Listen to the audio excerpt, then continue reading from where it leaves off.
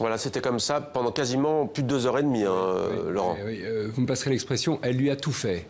Vous avez entendu le candidat de l'Allemagne, il y a eu le candidat des islamistes et de l'UOIF, il y a eu le candidat des banques, il y a eu le candidat du système, il y a eu le candidat de François Hollande. Voilà, elle a été jusqu'à l'attaquer sur son patrimoine et même à faire état d'une rumeur qui court sur Internet, qui est infondée à notre connaissance, qui est celle d'un compte caché aux Bahamas, qui lui vaut d'ailleurs d'être attaqué. En tout cas, Emmanuel Macron a déposé plainte ce matin contre X. Donc rumeur, intox, Cuba, tout était vraiment bon hier. On avait prédit un match de boxe, vous vous souvenez, hier soir, mais c'était du catch. Voilà. Et la catcheuse en chef, c'était elle. C'était même du catch dans la boue, comme on fait parfois aux États-Unis. Son but, c'était de réussir à emmener l'adversaire à terre, c'est-à-dire de le salir. Et tant pis si elle a sali au passage son image présidentielle, parce que c'est ça qui se passe en vérité.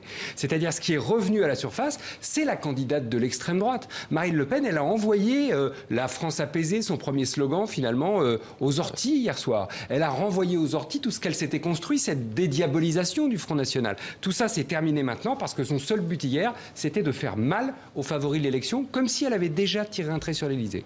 Peut-on dire pour autant que Emmanuel Macron a gagné ? Moi, je le pense.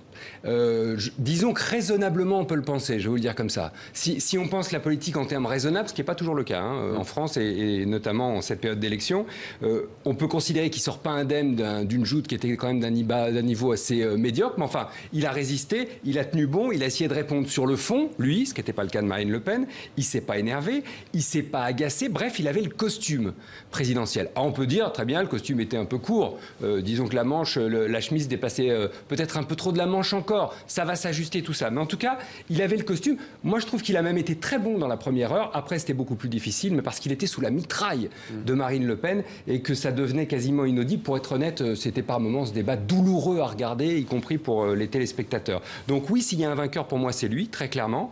Il a été hier soir, je le redis, le candidat de la raison quand Marine Le Pen avait choisi d'être la candidate de la colère. La vraie question que je me pose maintenant, et c'est la question qui vaut pour dimanche soir, c'est si les Français voteront par raison, ou avec raison, ou avec colère. Et puis une dernière chose, est-ce qu'il peut leur arriver de manifester de l'indifférence ? Ça jouera sur l'abstention et sur le vote blanc notamment.